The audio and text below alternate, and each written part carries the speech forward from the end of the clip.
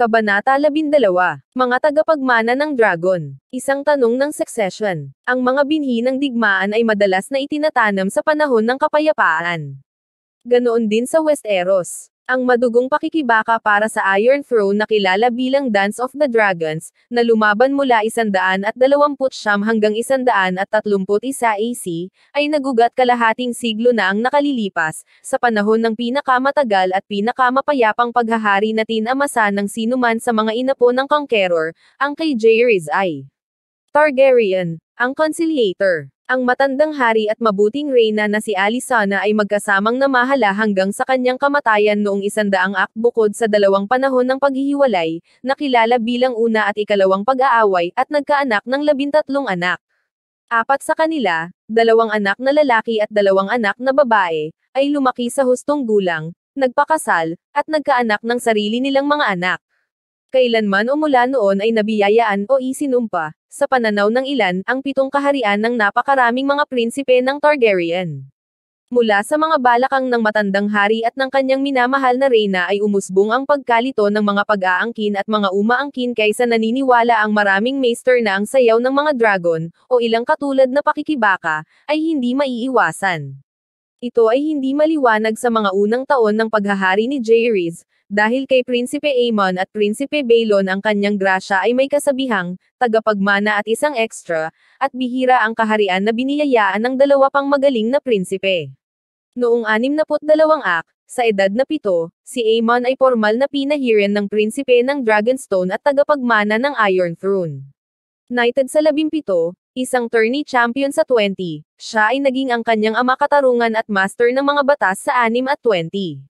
Kahit na hindi niya pinagsilbihan ang kanyang ama bilang kamay ng hari, iyon ay dahil lamang sa opisina na iyon ay inookupahan ni Septon Barth, ang pinakapinagkakatiwalaang kaibigan ng matandang hari at kasama ng aking mga gawain. Hindi rin gaanong nagawa si Baelon Targaryen. Nakuha ng nakababatang prinsipe ang kanyang pagiging kabalyero noong 16, at ikinasal sa 18. Bagamat nasiyahan sila ni Aemon sa isang malusog na tunggalian, walang sino man ang nag-alinlangan sa pag-ibig na nagbuklod sa kanila. Ang sunod-sunod ay tila matibay na parang bato. Ngunit nagsimulang pumutok ang bato noong 72 nang si Aemon, prinsipe ng Dragonstone, ay napatay sa Tarth sa pamamagitan ng isang Mirish crossbow bolt na kinalag sa lalaking nasa tabi niya. Ang hari at reyna ay nagluksa sa kanyang pagkawala, at ang kaharian na kasama nila, ngunit walang taong higit na nawalan kaysa kay Prinsipe Baelon, na pumunta kaagad sa Tarth at ipinaghiganti ang kanyang kapatid sa pamamagitan ng pagpapalayas sa merman sa dagat. Sa kanyang pagbabalik sa King's Landing, si Baelon ay pinarangalan bilang isang bayani sa pamamagitan ng pagpalakpak ng mga tao, at niyakap ng kanyang amang hari, na pinangalanan siyang prinsipe ng Dragonstone at tagapagmana ng Iron Throne. Ito ay isang popular na kautusan. Mahal ng maliliit na tao si Baelon ang matapang, at nakita siya ng mga Panginoon ng kaharian bilang halatang kahalili ng kanyang kapatid. Ngunit nagkaroon ng anak si Prinsipe Aemon, ang kanyang anak na babae, si Rhaenys, na ipinanganak noong 74 ay naging isang matalino, may kakayahan, at magandang dalaga.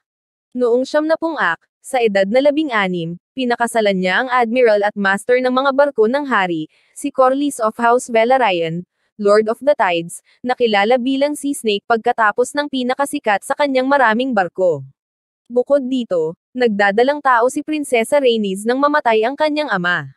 Sa pamamagitan ng pagbibigay ng Dragonstone kay Prinsipe Baelon, hindi lamang nilalampasan ni Haring Jaehaerys si Rhaenys, kundi pati na rin malamang ang kanyang hindi pa isinisilang na anak. Ang desisyon ng hari ay naaayon sa mahusay na itinatag na kasanayan. Si Aegon naman nanakop ay ang unang Panginoon ng 7 kaharian, hindi ang kanyang kapatid na babae na si Visenya, 2 taong mas matanda sa kanya. Si Jaehaerys mismo ay sumunod sa kanyang umaagaw na tiyuhin na si Maegor sa Iron Throne, kahit na ang pagkakasunod-sunod ng kapanganakan lamang ang pinasyahan, ang kanyang kapatid na si Rhaena ay may mas mahusay na pag-angkin. Hindi basta-basta ginawa ni Jaehaerys ang kanyang desisyon, siya ay kilala na tinalakay ang bagay sa kanyang maliit na konseho.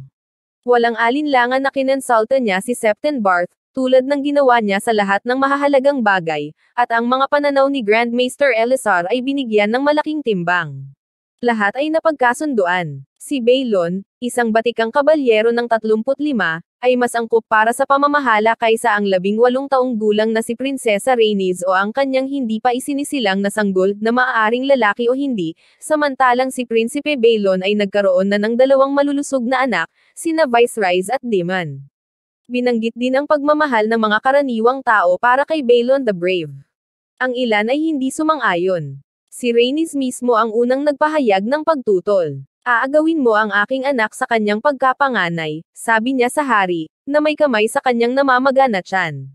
Ang kanyang asawang si Corlys Velaryon, ay labis na nagalit na ibinigay niya ang kanyang admiralty at ang kanyang posisyon sa maliit na konseho at dinala ang kanyang asawa pabalik sa Driftmark. Nagalit din si Lady Jocelyn ng House Baratheon, ang ina ni Rhaenys, gayon din ang kanyang kakilakilabot na kapatid na si Bormund, Lord of Storm's End. Ang pinakakilalang dissenter ay ang mabuting Reyna Alysanna, na tumulong sa kanyang asawa na pamahalaan ang 7 kaharian sa loob ng maraming taon, at ngayon ay nakita ang anak na babae ng kanyang anak na pinalampas dahil sa kanyang kasarian. Ang isang pinuno ay nangangailangan ng isang mabuting ulo at isang tunay na puso, tanyag niyang sinabi sa hari. Ang isang titi ay hindi mahalaga. Kung ang iyong grasya ay tunay na naniniwala na ang mga babae ay kulang sa katalinuhan upang mamuno, malinaw na hindi mo na ako kailangan. At sa gayon si Reyna Alysanna ay umalis sa King's Landing at lumipad sa Dragonstone sakay ng kanyang dragon na Silverwing. Siya at si Haring Jaehaerys ay nanatiling hiwalay sa loob ng 2 taon, ang panahon ng paghihiwalay na naitala sa mga kasaysayan bilang ikalawang pag-aaway. Ang matandang hari at ang mabuting reyna ay muling pinagkasundo noong 74 na ng mabubuting katungkulan ng kanilang anak na babae, si Septa Maegol, ngunit hindi kailanman nagkasundo sa paghalili. Namatay ang reyna sa isang wasting na sakit noong 100 sa edad na 46, iginiit pa rin na ang kanyang apo na si Rhaenys at ang kanyang mga anak ay hindi patas na dinaya ng kanilang mga karapatan. Ang batang lalaki sa tiyan, ang hindi pa isinisilang na bata na naging paksa ng napakaraming debate, ay napatunayang isang babae noong ipinanganak noong 73 Pinangalanan siya ng kanyang ina na Laena. Nang sumunod na taon, binigyan siya ni Rhaenys ng isang kapatid, si Laenor. Si Prinsipe Balon ay mahigpit na nakukulong bilang tagapagmana noon, ngunit sina House Velaryon at House Baratheon ay kumapit sa paniniwala na ang batang Laenor ay may mas mabuting pag-angkin sa Iron Throne, at ang ilan ay nakipagtalo pa para sa mga karapatan ng kanyang nakatatandang kapatid na babae, si Laena, at kanilang ina, Rhaenys. Sa mga huling taon ng kanyang buhay, marami ang ginawa ng mga Diyos kay Reyna Alysanna malupit. Nasuntok, gaya ng naunang nasabi. Alam ng kanyang grace ang mga kagalakan pati na rin ang mga kalungkutan sa parehong mga taon, gayunpaman, pinuno sa kanila ang kanyang mga apo. May mga kasalan din. Noong 73 dumalo siya sa kasal ng panganay na anak ni Prinsipe Balon, si Viserys, kay Lady Aemma ng House Arryn, ang 11 taong gulang na anak ng yumaong Prinsesa Daela. Hindi natapos ang kanilang kasal hanggang sa namumulaklak ang nobya, makalipas ang 2 taon. Noong 77, nakita ng mabuting reyna ang pangalawang anak ni Balon, si Daemon, na kinuha ang asawang si Lady Rhea ng House Royce, tagapagmana ng sinaunang kastilyo ng Runestone sa Vale. Ang mahusay na torneo na ginanap sa King's Landing noong 78 upang ipagdiwang ang ika-50 taon ng paghahari ni Haring Jaehaerys ay tiyak na nagpasaya rin sa puso ng reyna, dahil karamihan sa kanyang mga nabubuhay na anak, apo, at apo sa tuhod ay bumalik upang makibahagi sa mga kapistahan at pagdiriwang. Hindi dahil ang Dome of Valyria ay may napakaraming dragon na nakita sa isang lugar sa isang pagkakataon, ito ay tunay na sinabi. Ang huling tilt, kung saan ang Kingsguard Knights na sina Ser Ryam Redwyne at Ser Clement Crabbe ay nagbali ng 30 sibat laban sa isa't isa bago sila iproklama ni Haring Jaehaerys bilang co-champions, ay idineklara na ang pinakamagandang pagpapakita ng joust na nakita sa Westeros. 1-2 linggo pagkatapos ng pagtatapos ng torneo, gayunpaman, ang matandang kaibigan ng hari na si Septon Barth ay namatay ng matiwasay sa kanyang pagtulog matapos maglingkod ng maayos bilang kamay ng hari sa loob ng 41 taon. Pinili ni Jaehaerys ang Lord Commander ng kanyang Kingsguard na pumalit sa kanya, ngunit si Ser Ryam Redwyne ay hindi si Septon Barth, at ang kanyang walang alinlangan na katapangan sa isang sibat ay napatunayang hindi gaanong nagagamit sa kanya bilang kamay. Ang ilang mga problema ay hindi malulutas sa pamamagitan ng paghampas sa kanila ng isang stick, sikat na naobserbahan ni Grandmaster Alar. Walang pagpipilian ang kanyang grace kundi tanggalin si Sir Ryan pagkatapos lamang ng isang taon sa pwesto. Bumaling siya sa kanyang anak na si Balon upang palitan siya, at noong 79 na ang prinsipe ng Dragonstone ay naging kamay din ng hari. Kahanga-hanga niyang ginampanan ang kanyang mga tungkulin, kahit na hindi gaanong scholar kaysa sa Septembarth, ang prinsipe ay napatunayang isang mabuting hukom ng mga tao, at pinalibutan ang kanyang sarili ng mga tapat na subordinate at tagapayo. Ang kaharian ay mahusay na pinasyahan kapag si Balon Targaryen ay umupo sa Iron Throne, ang mga Panginoon at karaniwang mga tao ay sumang-ayon.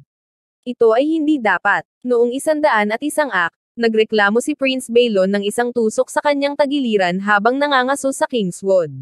Lalong lumala ang sakit nang bumalik siya sa lungsod. Ang kanyang tiyan ay lumaki at tumigas, at ang sakit ay tumiindi kaya siya nakahiga sa kama.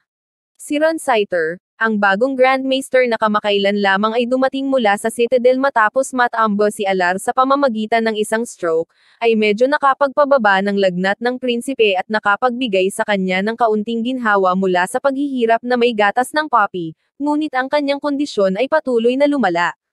Sa ika-5 araw ng kanyang karamdaman, namatay si Prinsipe Balon sa kanyang silid sa kama sa Tore ng Kamay, kasama ang kanyang ama na nakaupo sa tabi niya, hawak ang kanyang kamay. Matapos buksan ang bangkay, inilagay ni Grandmaster Ron Scyther ang sanhi ng kamatayan bilang isang pagsabog ng tiyan. Iniyakan ng lahat ng 7 kaharian ang matapang na Balon, at walang iba kundi si Haring Jaehaerys. Sa pagkakataong ito, nang sinindihan niya ang punerarya ng kanyang anak, wala man lang sa tabi niya ang ginhawa ng pinakamamahal niyang asawa. Hindi kailanman naging nag-iisa ang matandang hari. At ngayon muli ang kanyang grasya ay nahaharap sa isang nakakainis na problema, dahil minsan pa ay may pagdududa ang paghalili. Sa parehong mga tagapagmana na maliwanag na patay at nasunog, wala nang malinaw na kahalili sa Iron Throne, ngunit hindi iyon nangangahulugan na mayroong anumang kakulangan ng mga umaangkin. Si Balon ay nagkaroon ng 3 anak na lalaki sa kanyang kapatid na si Alyssa. 2, Viserys at Daemon, ay nabuhay pa rin. Kung kinuha ni Balon ang Iron Throne, susundan siya ni Viserys ng walang pag-aalinlangan, ngunit ang kalunos-lunos na pagkamatay ng prinsipe ng korona sa edad na 44 putik ang sunod-sunod na pagkakasunod-sunod. Ang mga pag-aangkin ni Prinsesa Rhaenys at ng kanyang anak na babae, si Laena Velaryon, ay iniharap muli, at kahit na sila ay ipasa dahil sa kanilang kasarian, ang anak ni Rhaenys, si Laenor, ay hindi nahaharap sa ganoong hadlang. Si Laenor Velaryon ay lalaki, at maaaring mag-claim ng pinagmulan mula sa nakatatandang anak ni Jaehaerys, habang ang mga lalaki ni Balon ay nagmula sa nakababata. Bukod dito, si Haring Jaehaerys ay mayroon pa ring isang nabubuhay na anak, si Vaegon, isang Archmaester sa Citadel, may hawak ng singsing at baras at maskara ng dilaw na ginto. Kilala sa kasaysayan bilang si Vaegon na walang dragon, ang kanyang pag-iral ay halos nakalimutan ng karamihan sa 7 kaharian. Bagaman 40 taong gulang pa lamang, si Vaegon ay mapatla at mahina, isang bukosh na tao na nakatuon sa alchemy, astronomy, matematika, at iba pang arcane arts. Kahit noong bata pa siya, hindi siya kailanman nagustuhan. Iilan lang ang nag-isip sa kanya na isang mapagpipili ang maupo sa Iron Throne. At gayon pa man ay kay Archmaester Vaegon na ang matandang hari ngayon, ipinatawag ang kanyang huling anak sa King's Landing. Nananatiling pinagtatalunan pa rin ang nangyari sa pagitan nila. Sinasabi ng ilan na inalok ng hari si Vaegon ng trono at tinanggihan. Iginiit ng iba na humingi lamang siya ng payo sa kanya. Ang mga ulat ay umabot sa korte na si Corlys Velaryon ay nagpaparami ng mga barko at mga tao sa Driftmark upang ipagtanggol ang mga karapatan ng kanyang anak na si Laenor, habang si Daemon Targaryen, isang mainit ang ulo at palaaway na binata na 20 taong gulang, ay nagtipon ng kanyang sariling grupo ng sinumpaang mga espada, bilang suporta sa kanyang kapatid na si Viserys. Ang isang marahas na pakikibaka para sa paghalili ay malamang na kahit sino ang pinangalanan ng matandang hari na humalili sa kanya. Walang alinlangan na ang dahilan kung bakit ang kanyang grasya ay buong pananabik sa solusyon na iniaalok ni Archmaester Vaegon. Inihayag ni Haring Jaehaerys ang kanyang layunin na magpulong ng isang mahusay na konseho, upang talakayin, debate, at sa huli ay magpasya sa usapin ng paghalili. Ang lahat ng dakila at mas mababang mga Panginoon ng Westeros ay aanyayahan na dumalo, kasama ang mga maester mula sa Citadel ng Old Town, at mga septa at septen na magsalita para sa pananampalataya. Hayaang gawin ng mga naghahabol ang kanilang mga kaso sa harap ng mga nagtitipon na mga Panginoon, ipinag-utos ng kanyang grasya. Susundin niya ang desisyon ng konseho, kung sino man ang kanilang pipiliin. Napagpasyahan na ang konseho ay gaganapin sa Harrenhal, ang pinakamalaking kastilyo sa kaharian. Walang nakakaalam kung gaano karaming mga Panginoon ang darating, dahil wala pang ganoong konseho na ginanap bago, ngunit naisip na maingat na magkaroon ng puwang para sa hindi bababa sa 500 mga Panginoon at ang kanilang mga buntot. Mahigit 1,000 Panginoon ang dumalo.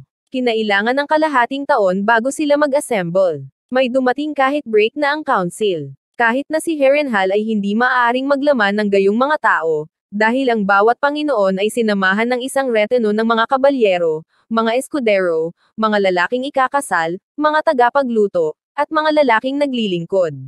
Si Tywin Lannister, Panginoon ng Casterly Rock, ay nagdala ng 300 lalaki kasama niya. Hindi na madaig, si Lord Mathos Tyrell ng Highgarden ay nagdala ng 500. Ang mga Panginoon ay nagmula sa bawat sulok ng kaharian, mula sa Dornish Marches hanggang sa anino ng Wall, mula sa Three Sisters hanggang sa Iron Islands. Ang Evenstar ng Tarth ay naroon, at ang Panginoon ng Lonely Light. Mula sa Winterfell ay dumating si Lord Ellard Stark, mula sa Riverrun Lord Grover Tully, mula sa Vale Yorbert Royce, Regent at tagapagtanggol para sa batang si Jen Arryn, Lady of the Eyrie. Kahit na ang mga Dornishmen ay kinakatawan, ipinadala ng prinsipe ng Dorne ang kanyang anak na babae at 20 Dornish Knights sa Harrenhal bilang mga tagamasid. Ang mataas na septen ay nagmula sa Old Town upang basbasan ang kapulungan. Ang mga mangangalakal at mangangalakal ay bumaba sa Harrenhal ng daan-daan. Ang mga Hedge Knight at Freeriders ay dumating sa pag-asa na makahanap ng trabaho para sa kanilang mga espada, ang mga Cutpurs ay dumating na naghahanap ng barya, ang mga matatandang babae at mga batang babae ay dumating na naghahanap ng mga asawa. Ang mga magnanakaw at mga patutot, mga tagapaghugas ng pinggan at mga tagasunod sa kampo, mga mang-aawit at mga mummer, sila ay nagmula sa silangan at kanluran at hilaga at timog. Isang lungsod ng mga tolda ang lumitaw sa labas ng mga pader ng Harrenhal at sa kahabaan ng baybayin ng lawa para sa mga liga sa bawat direksyon. Para sa isang oras Harrenhal ay ang ika-4 na lungsod sa kaharian, ang Old Town, King's Landing, at Lannisport lamang ang mas malaki, hindi bababa sa 14 na pag-aangkin ang sinuri at isinasaalang-alang ng mga Panginoong natipon. Mula sa Essos ay nagmula ang 3 karibal na katunggali, mga apo ni Haring Jaehaerys sa pamamagitan ng kanyang anak na babae na si Sarah, bawat isa ay pinanganak ng ibang ama. Isa raw ang mismong imahe ng kanyang apo noong kabataan niya. Ang isa pa, isang bastard na ipinanganak sa isang triarch ng Old Volume Antes, ay dumating na may dalang mga bag ng ginto at isang dwarf elephant. Walang alinlangang nakatulong sa pag-angkin niya ang mga mayayamang Reg Along ipinamahagi niya sa mga mahihirap na Panginoon. Ang elepante ay napatunayang hindi gaanong kapaki-pakinabang. Si Prinsesa Sarah mismo ay buhay at maayos pa sa Volume Antes, at 34 na taong gulang pa lamang, ang kanyang sariling pag-aangkin ay malinaw na nakahihigit sa sino man sa kanyang mga anak na bastos, ngunit hindi niya piniling ipilit ito. Mayroon akong sariling kaharian dito, aniya, nang tanungin kung balak niyang bumalik sa Westeros. Ang isa pang kalahok ay gumawa ng mga bigkis ng pergamino na nagpakita ng kanyang pinagmulan mula kay Gaemon the Glorious, ang pinakadakila sa Targaryen Lords ng Dragonstone bago ang conquest, sa pamamagitan ng isang mas bata, anak na babae at ang maliit na Panginoon na mayroon siya, kasal, at sa loob ng 7 henerasyon. Mayroon ding isang matangkad na pulang buhok na lalaking kamay na nagsasabing siya ay isang bastard na anak ni Maegor the Cruel. Bilang patunay dinala niya ang kanyang ina, isang may edad na, anak ng inkip na nagsabing minsan na siyang ginahasa ni Maegor.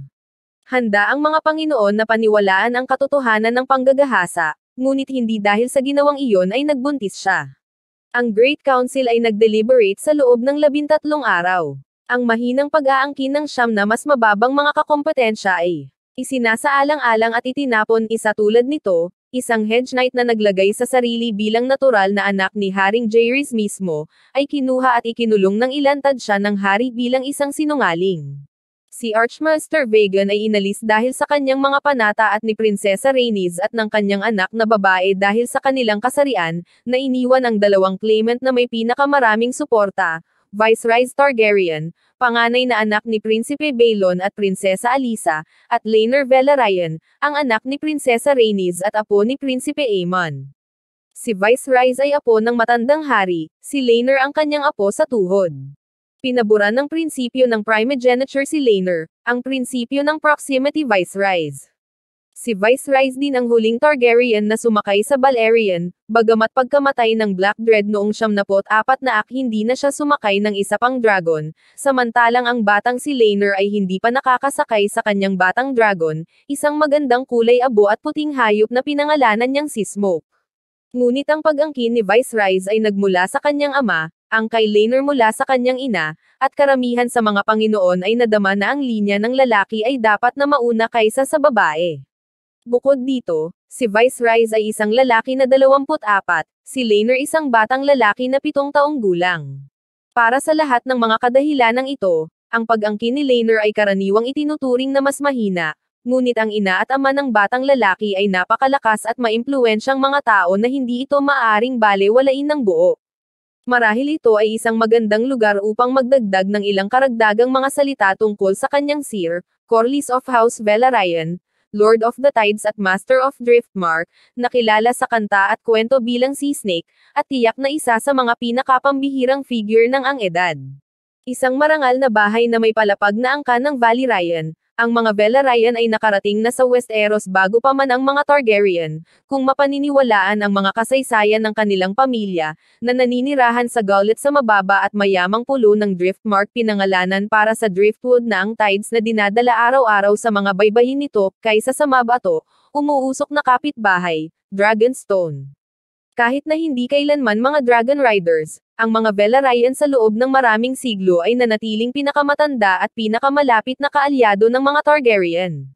Ang dagat ang kanilang elemento, hindi ang langit.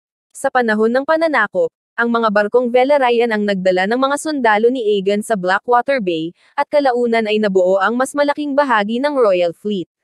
Sa buong unang siglo ng pamamahala ng Targaryen, napakaraming Lords of the Tides ang nagsilbi sa maliit na konseho bilang master ng mga barko na ang opisina ay malawak na nakikita bilang halos namamana. Ngunit kahit na may ganoong mga ninuno, si Corlys Velaryon ay isang tao na magkahiwalay, isang tao na kasing talino nang siya ay hindi mapakali, bilang adventurous bilang siya ay ambisyoso.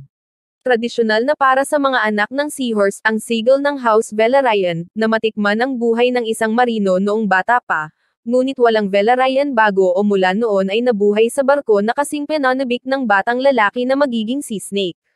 Una niyang tinawid ang makipot na dagat sa edad na 6, tumulak sa Pentos kasama ang isang tiyuhin. Pagkatapos noon ay ginawa ni Corlys ang gayong mga paglalakbay taon-taon. Hindi rin siya naglakbay bilang isang pasahero, umakyat siya sa mga palo, nagtali ng mga buhol, nag-scrub ng mga deck, naghugot ng mga sagwan, nagkok ng mga tagas, nagtaas-baba ng mga layag, namamahala sa pugad ng uwak, natutong mag-navigate at umiwas. Sinabi ng kanyang mga kapitan na hindi pa sila nakakita ng ganoong natural na mandaragat, sa edad na 16, siya mismo ay naging kapitan, sumakay ng bangkang pangisda na tinatawag na Cod Queen mula Driftmark hanggang Dragonstone at pabalik. Sa sumunod na mga taon, ang kanyang mga barko ay lumaki at mas mabilis, ang kanyang mga paglalakbay ay mas mahaba at mas mapanganib. Sumakay siya ng mga barko sa ilalim ng Westeros upang bisitahin ang Old Town, Lannisport, at Lordsport sa Pike. Hindi tumulak sa Lys, Tyr-Ash, Pentos, at Myr. Dinala niya ang Summer Maid sa Volume Antes at Summer Isles, at ang Ice Wolf sa Hilaga sa Braavos, Eastwatch by the Sea, at Hardhome bago lumiko sa Shivering Sea para sa Loreth at Port of Eben. Sa isang paglalayag sa ibang pagkakataon, siya at ang Ice Wolf ay tumungo muli sa Hilaga, na naghahanap ng isang rumored passage sa paligid ng tuktok ng Westeros, ngunit nakahanap lamang ng mga nagyayelong dagat at mga iceberg na kasing laki ng mga bundok. Ang kanyang pinakatanyag na paglalakbay ay ang mga ginawa niya sa barko na siya mismo ang nagdisenyo at nagtayo, ang Sea Snake. Ang mga mangangalakal mula sa Old Town at Arbor ay madalas na naglayag hanggang sa Karth sa paghahanap ng pampalasa, sutla, at iba pang kayamanan, ngunit sina Corlys Velaryon at ang Sea Snake ang unang lumagpas, na dumaraan sa Jade Gates hanggang Liti at sa Isla ng Leng, pagbabalik na may napakayaman na kargada ng seda at pampalasa na nadobol niya ang kayamanan ng House Velaryon sa isang stroke. Sa kanyang ikalawang paglalakbay sa Sea Snake, siya ay naglayag ng mas malayo, sa Ashay by the Shadow. Sa kanyang ikatlo ay sinubukan niya ang nanginginig na dagat sa halip, naging ang unang Westerosi na nag-navigate sa Thousand Islands at bumisita sa madilim, malamig na baybayin ng Nahay at Masovi.